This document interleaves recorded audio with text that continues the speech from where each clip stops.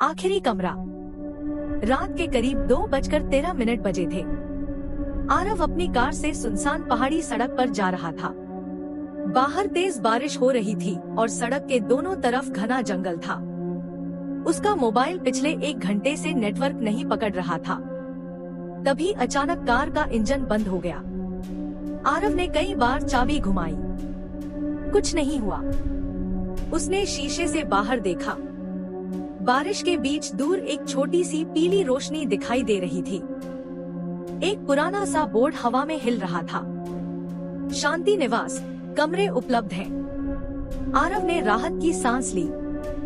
कम से कम रात गुजारने की जगह तो मिल गई। वह अपना बैग लेकर उस इमारत की तरफ चल पड़ा। दरवाजे पर पहुंचते ही उसे एक बूढ़ा आदमी मिला। सफेद बाल, झुकी हुई कमर और बेहद पीली आंखें। बूढ़े ने बिना कुछ पूछे कहा, कमरा चाहिए? आरव ने सिर हिलाया। हाँ, बस आज रात के लिए। बूढ़े ने मेज से एक पुरानी चाबी उठाई। चाबी पर लिखा था कमरा नंबर 13। आरव ने चाबी देखते हुए पूछा, यहाँ और कमरे नहीं हैं? बूढ़ा कुछ सेकंड चुप रहा, फिर धीरे से बोला, है, लेकिन तुम्हें 13 नंबर ही मिलेगा। आरव को उसकी बात अजीब लगी। क्यों? बूढ़े ने उसकी आंखों में देखा। क्योंकि बाकी कमरे खाली नहीं हैं। आरव हल्का सा हंस दिया। मतलब? बूढ़े ने कोई जवाब नहीं दिया, बस चाबी उसकी हथेली पर रख दी और जाते जाते एक बात कही, रात में अगर कोई दरवाजा खटखटाए तो खोलना मत। कमरा नंबर 13 दूसरी मंजिल पर था। कमरा काफी पुराना था। दीवारों पर नमी थी। एक कोने में लकड़ी की अलमारी थी और सामने एक बड़ा सा आईना। आरव ने अपना बैग रखा और बिस्तर पर बैठ गया।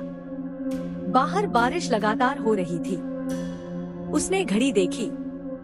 रात के 2:47। कुछ देर बाद उसे नींद आने लगी। तभी ठक ठक ठक, आरव की आंख खुल गई। दरवाजे पर कोई दस्तक दे रहा था। वह कुछ सेकंड चुपचाप लेटा रहा। फिर उसे बूढ़े की बात याद आई, दरवाजा मत खोलना। दस्तक दोबारा हुई। ठक ठक ठक। फिर बाहर से एक लड़की की आवाज आई, भैया दरवाजा खोलिए। आरव का दिल तेज धड़कने लगा। कौन? बाहर से जवाब आया, मैं खो गई हूँ। आरव धीरे से बिस्तर से उठा। वह दरवाजे के पास गया, लेकिन खोला नहीं। उसने नीचे की छोटी सी दरार से बाहर देखने की कोशिश की। बाहर कोई दिखाई नहीं दे रहा था, बस फर्श पर गीले पैरों के निशान, और वे निशान दरवाजे से दूर जाने के बजाय दरवाजे की तरफ आ रहे थे। आरव पीछे हट गया। तभी दस्तक बंद हो गई। करीब 10 मिनट तक सब शांत रहा। फिर कमरे के अंदर से आवाज आई, छप छप छप, जैसे कोई गीले पैरों से कमरे में चल रहा हो। आरव धीरे धीरे पीछे मुड़ा। उसकी नजर फर्श पर गई। गीले पैरों के निशान अब कमरे के अंदर थे, और वे निशान बाथरूम से निकलकर बिस्तर की तरफ जा रहे थे। आरव का गला सूख गया। उसने बाथरूम की तरफ देखा। दरवाजा आधा खुला था, लेकिन मैंने तो बाथरूम बंद किया था। तभी बाथरूम के अंदर से पानी गिरने की आवाज आई। टप टप टप। आरव ने हिम्मत करके दरवाजा खोला। अंदर कोई नहीं था। नल भी बंद था, लेकिन फर्श पर पानी जमा था, और पानी के बीच एक छोटी सी चीज पड़ी थी, एक पुरानी चांदी की पायल। आरव ने उसे उठाया। उसी वक्त पीछे से आईने के टूटने की आवाज आई। छन्न। आरव झटके से पलटा। आईना बिल्कुल सही था, लेकिन उसमें आरव अकेला नहीं था। उसके पीछे एक लड़की खड़ी थी। लंबे काले बाल, सफेद कपड़े और उसका चेहरा बालों से पूरी तरह ढका हुआ था। आरव ने डरते हुए पीछे देखा, वहाँ कोई नहीं था। उसने फिर आईने में देखा, लड़की अब भी वही थी, लेकिन इस बार वह आरव के बिल्कुल पीछे खड़ी थी। उसके बाल धीरे धीरे ऊपर उठने लगे और आईने में उसका चेहरा दिखाई दिया। आंखें पूरी तरह काली थी। आरव चीख पड़ा। वह कमरे से बाहर भागा।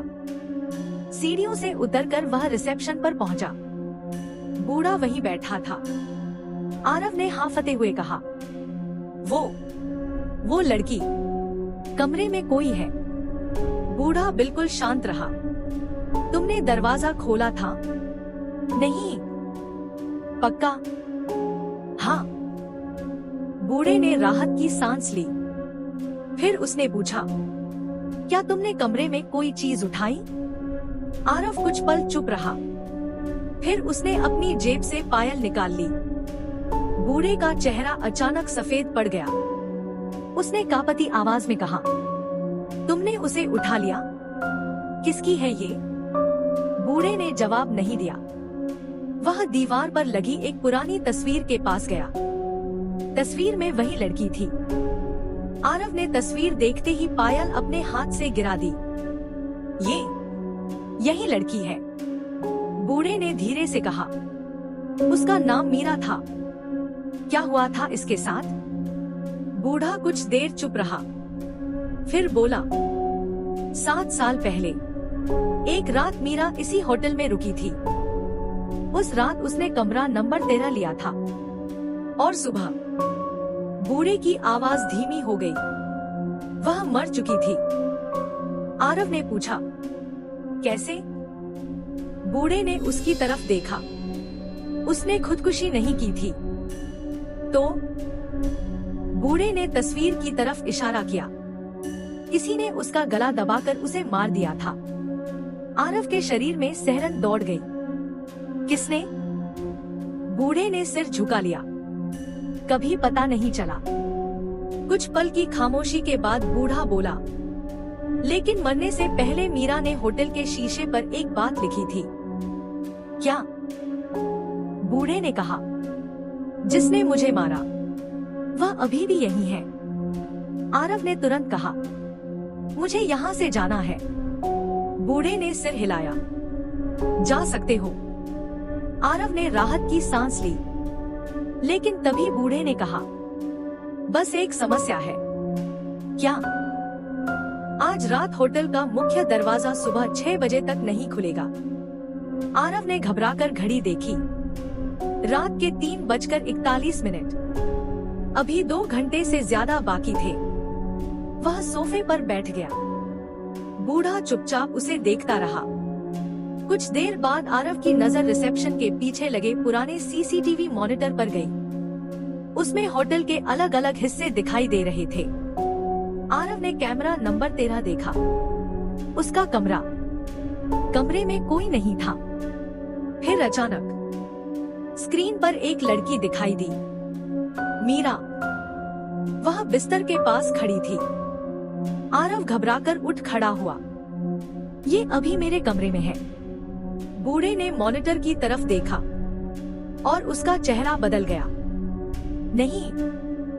क्या हुआ? बूढ़े ने फुसफुसाकर कहा, ये कैमरा 7 साल से खराब है। आरव ने स्क्रीन की तरफ देखा। मीरा धीरे धीरे कैमरे की तरफ मुड़ी। फिर उसने अपना हाथ उठाया और स्क्रीन पर उंगली से कुछ लिखने लगी। आरव ने आंखें सिकोड़कर देखा। स्क्रीन पर धुंधले अक्षर उभरे। वो आदमी तुम्हारे पास बैठा है। आरव की सांस रुक गई। उसने धीरे धीरे अपनी गर्दन घुमाई। बूढ़ा उसके बिल्कुल पास बैठा था, लेकिन उसकी आंखें अब पीली नहीं थी। वे पूरी तरह काली थी। आरव पीछे हट गया। बूढ़ा मुस्कुराया। तुम्हें बहुत देर से इंतजार कर रहा था। आरव भागने लगा, लेकिन दरवाजा बंद था। बूढ़ा धीरे धीरे उसकी तरफ बढ़ रहा था। 7 साल पहले मीरा ने मुझे देख लिया था। उसने मुझे पहचान लिया था, इसलिए मैंने उसे मार दिया। आरव ने कांपते हुए पूछा, तुम इंसान नहीं हो? बूढ़ा हंसा। नहीं। उसकी गर्दन अचानक एक तरफ मुड़ गई, फिर दूसरी तरफ। उसका शरीर अजीब तरीके से कांपने लगा। मैं इस होटल में तब से हूँ, और हर कुछ साल में कोई नया मेहमान कमरा नंबर 13 में आता है। आरव पीछे हटता गया। बूढ़ा बोला, लेकिन आज कुछ अलग है। क्या? बूढ़ा मुस्कुराया। आज तुम अकेले नहीं आए। आरव ने डरते हुए पीछे देखा। सीढ़ियों पर मीरा खड़ी थी। उसके लंबे बाल फर्श तक पहुंच रहे थे। उसने धीरे धीरे अपने बाल हटाए। उसका चेहरा डरावना था, लेकिन उसकी आंखों में गुस्सा नहीं था। वह आरव को नहीं, बूढ़े को देख रही थी। मीरा ने अपना हाथ उठाया और उसके हाथ में वही चांदी की पायल थी। आरव समझ गया। उसने पायल उठाई थी, लेकिन शायद वह पायल मीरा की आत्मा को बुलाने के लिए थी। मीरा धीरे धीरे बूढ़े की तरफ बढ़ी। बूढ़ा पीछे हटने लगा। नहीं मीरा, नहीं। पहली बार उसके चेहरे पर डर दिखाई दिया। मीरा ने उसका हाथ पकड़ लिया। कमरे की सारी लाइटें एक साथ बंद हो गई। अंधेरे में सिर्फ बूढ़े की चीख सुनाई दी, नहीं। फिर सब शांत हो गया। सुबह के 6 बजे होटल का दरवाजा अपने आप खुल गया। सूरज की रोशनी अंदर आई। आरव बाहर भागा। सड़क पर पहुंचकर उसने पीछे मुड़कर देखा।